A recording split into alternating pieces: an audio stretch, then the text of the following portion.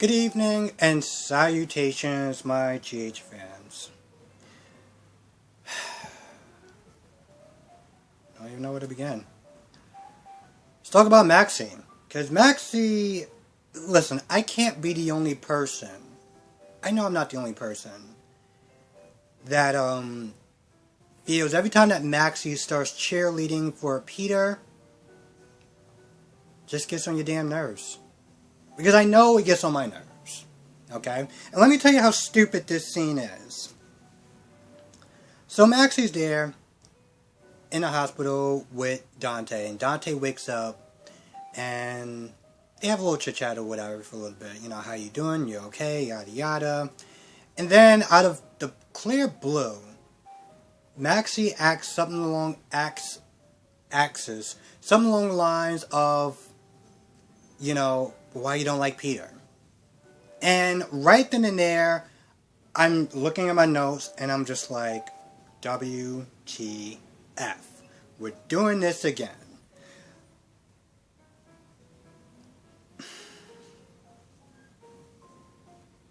I remember Maxie from the very first time that Kristen Storm decided to, play Maxie. And I've seen this character grow. And I've liked certain sides of her. Other sides of her, I just, makes me want to just mute the damn TV at this point. I remember the whole thing with Levi and just how just completely stupid they wrote in this character. And going into this episode, the fact that this man is literally waking up from being stabbed in the chest, and the first thing that you want to sit there and do is start questioning him on why he doesn't like Peter. Like, Christ almighty. I feel like, it would have been more satisfying than if she just would have came in there with her cheerleading outfit and just wrote Peter on it. Because that's literally what she does every single time. And it starts to just get on my damn nerves. It does. It really does. And so they just have this conversation, this back and forth conversation. And, Maxie starts telling all the ways how Peter is amazing. And he, she loves him and yada, yada, yada, yada, yada. And, Dante's like, listen, Nathan's my guy, And I feel like, she, in this roundabout way, and this is not even what he did, and you can tell exactly how defensive she is. Dante's like, do you love Peter because of his connection to, Nathan? And Maxie just takes it in a way where it's like, no, Peter isn't a stand-in for Nathan. First of all, that's not what he said. That's not what he said. I'm pretty sure I rewound it twice. That's not what he said. And Dante's like, that's not what I meant. Now, there is a difference between her just saying, oh well, I can't have Nathan, and Peter's brother, whatever. So that's cool with me. Okay, I'm not gonna lie. Now I'm sitting there thinking about this. I can understand where she probably, got that from. Because the lines are kind of blurred between the fact that Maxie wants a connection so bad to so bad to Nathan, that she'll just sit there and be like, you know what? That works. Okay, I kind of gotta take that back, and I'm sitting there thinking about the whole Carly thing when Jason was gone, and okay, I get it. I feel like the lines are blurred, but I'm not going to really go into it. The point is, they're talking back and forth, and Peter is lurking outside of Dante's room like a creep. Okay? There's no other way to sit there and put it. Like a creep.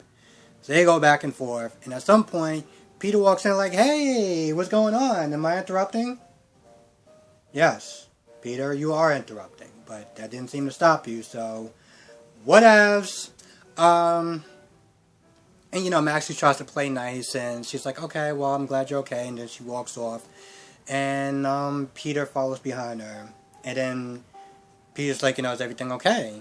And, you know, Maxie's like, well, why can't he just accept you and, you know, like you, like everyone else? So it's like, you know, between you and Anna just pulling this double duty of, you know, Peter's a good person. Listen, not everyone's going to like Peter. And I think that's just the thing that keeps going on in my head every time I hear one of those two idiots sit there and talk. So, you know, Maxie leaves and Peter goes back into the to Dante's room. And he's like, hey, you know, you still come to the wedding and, you know, yada yada yada. And then at some point he's like, oh yeah, by the way, so yeah, at some point he pretty much like, so listen, this is a mistake. The lines are getting blurred between us, and well, you're fired. That's not what he said, but that's literally what he does. He literally fires Dante. And I'm not gonna lie, the way his body language was to when he was talking to Dante, you know, Dante had that look like, bro, why you walking up on me like that? You know, like he had that look like he got very defensive, like what's going on? So I thought that was pretty interesting. I guess they're going to kind of cover that more tomorrow with his Severus package. So I guess at some point Dante is probably going to be working back with the PCP because, well, you know, what else is he going to do? So that was a lot. Trina. You know, I like Trina.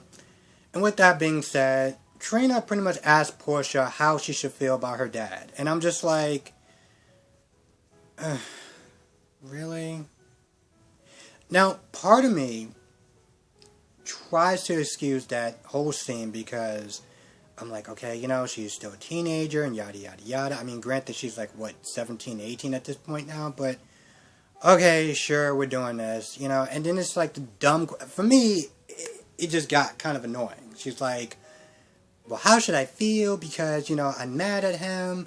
Because, you know, he lied to me. And he did all this stuff. And he was a hero. And yada, yada, yada. And I'm like, you know, and Portia tried to explain to him that, you know, no one's perfect. People are going to make mistakes. That doesn't mean that you can't love them.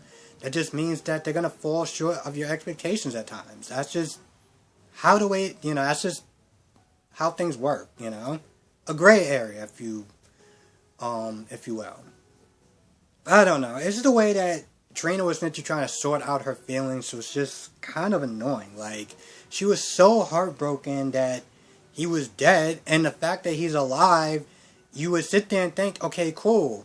I get to sit there and tell my dad of all the things that I thought I couldn't tell him. But no, she does this flip-flopping back and forth nonsense, and I don't know. As a fan, I kind of look at it like it's annoying. From a story point of view, I can understand that she's a teenager and she's conflicted about her feelings.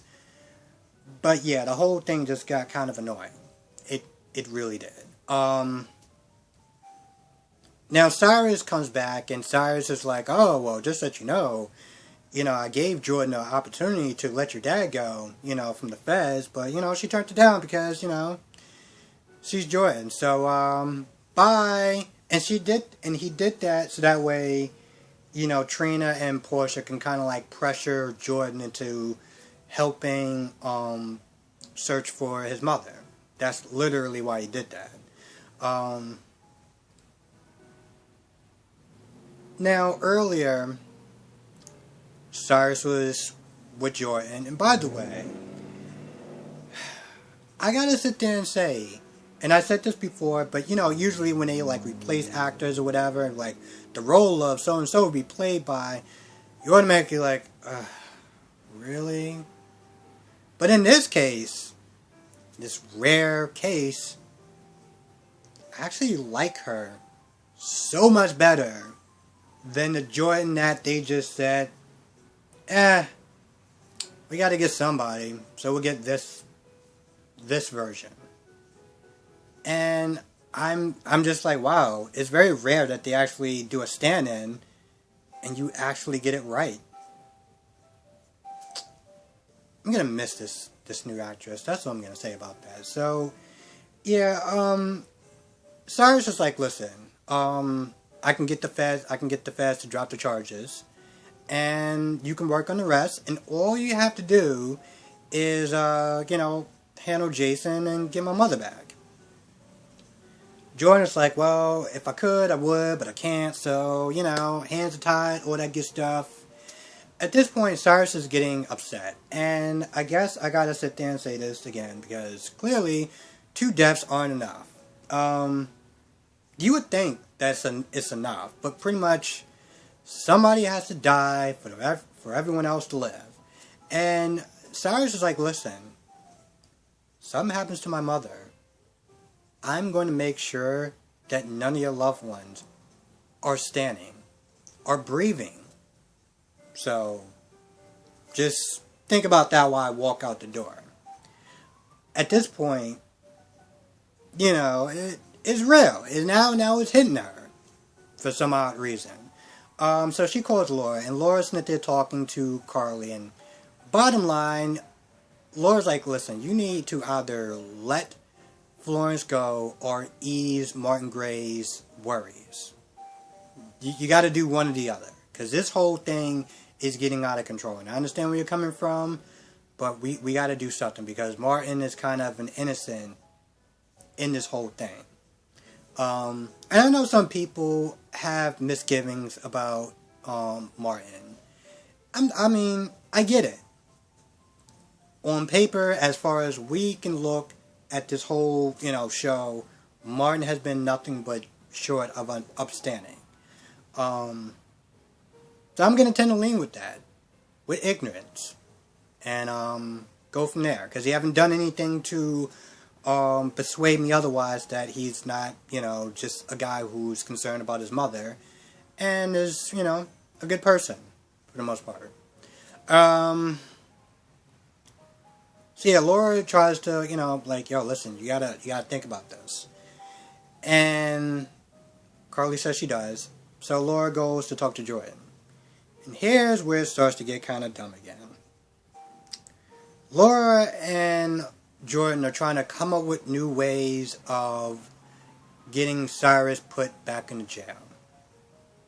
And I gotta sit there and remind everyone.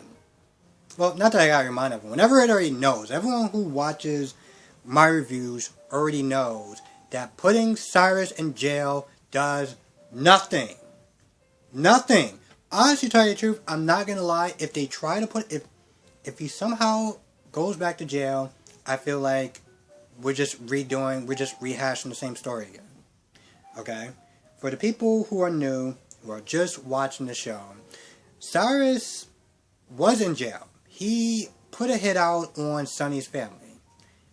He could have had them all killed. Okay? And that's when he was in jail. Okay? He was in jail, and he still managed to pull that off. This guy's going to be pulling strings regardless if he's in jail or not.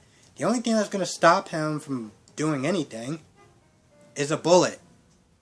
That's it. That's the only thing that's going to sit there and stop him. So while, Laura and Jordan are sitting there trying to come up with ways to put Cyrus in jail, I'm just like, so we're really doing this, huh? This is your great plan? You're the commissioner, and you're the mayor, and this is the best you two idiots can come up with.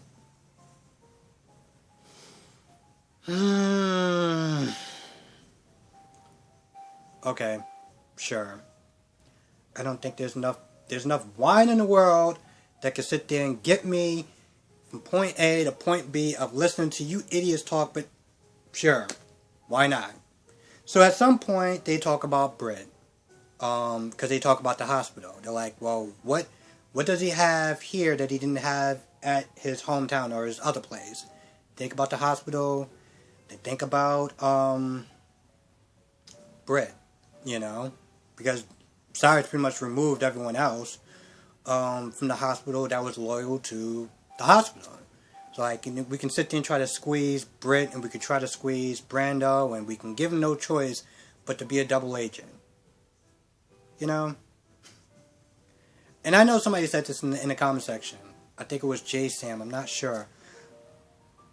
Somebody said that. They was like, if we all work together. I think that was with Peter. But if we all work together,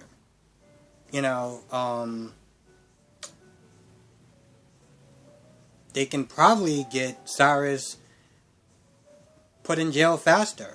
Jason and Britt, Commissioner and Laura and Carly, if they all work together, we can put them in jail a lot sooner.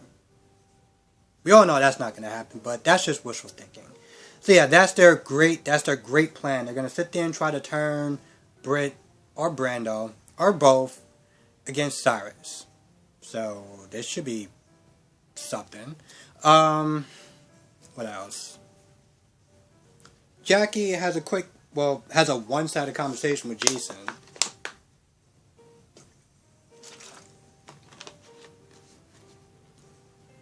About Florence and that you kidnapped her and it's not your style and yada yada yada. Pretty much it doesn't go anywhere because Jason doesn't say anything. But Jacky, she likes to talk, so she keeps going and going and going and going and going. And it goes nowhere because Jason leaves. Well, Jason doesn't leave. Jason answers a phone call. He comes back. She questions him some more. And then Martin stops the interview because Valentine said, to stop it. So Martin stops the interview, and Jacky's like, "Why'd you stop the interview?" So is she back yet? Like, is she back safe and sound in her bed? No? What's going on with that? So she starts grilling. Martin, and Valentine comes in. Then Valentine made a quick stop to visit Nathan's grave, say some words, and he's back over there with Martin. Long story short, he tries to, in this convoluted way that I'm not gonna lie, I didn't really understand. Basically, it was like, instead of you just writing a paper about this, why don't you be the hero? Why don't you be the instrument that helps us as far as getting, Florence to go free? This way it draws less attention. I guess, in a way, it draws less attention to put all the information out there, to keep sitting there grilling Jason, and to just find a different angle. So, she seems like she's interested, and I guess we'll just go from there. Alexis, at first she's in the meeting room, and then she tries to leave. And Curtis is like, listen, you're not going to find whatever answer you're looking for out there, but you will most likely find it in here. So, she comes back to the meeting, and it's Monica, some other random people, Curtis and Alexis. Monica speaks, and then Curtis speaks. And it was really interesting hearing him talk about his addiction, as far as the fact that everything in his life is crumbling around him, and he still doesn't want to use to, gain that false confidence that things are going to get better because he's using. So, he gives some really strong words or whatever, and it encourages Alexis to sit there and talk about her own addiction. So she shares her own addiction. Doesn't really get into too much detail about how it started, but safe to say that bad stuff happened in her life, and she turned towards alcohol. And at some point she was like, I don't even know if I want to stop. I don't even know if I want to stop drinking. And it ends there. And I'm conflicted. I'm conflicted with what she said. I'm conflicted because, well, you just stabbed a man in his chest because you were drunk off your ass. If he would have died, you would have been facing murder charges. You would think that would be rock bottom. The fact that she uttered out her mouth that I don't know if I want to stop drinking is So I guess nearly killing someone wasn't enough, right? It needs to be the actual death, like you need to actually be in jail. That's the only thing that's going to stop you from potentially killing someone else after. Awesome. But at the same time, addiction is a very, very extremely powerful thing. So I understand when she utters those words of, I don't even know if I want to stop. Because that's how bad her addiction is. So in that sense, I get it. What else? Oh, also towards the end, when Maxie goes to visit Nathan's grave, there's a part of her that feels that Dante might have been a little bit right. About, you know, she only loving Peter because, you know, he's the closest thing to Nathan. So she looks at the grave and she starts crying. And I'm not gonna lie, watching this scene, and we watched this show before where somebody's at a grave and they're talking, and then magically the actor or the actress shows up. And I feel like this scene required that. Like, required that Nathan or the actor show up and put his hands on her shoulder. That would have been really great if the actor showed up. But the actor didn't show up. So I felt like when I was watching it, there was something that was missing. And the next scene, she goes off on Nina because, another person, heaven forbid somebody else not like Peter. So that's fun.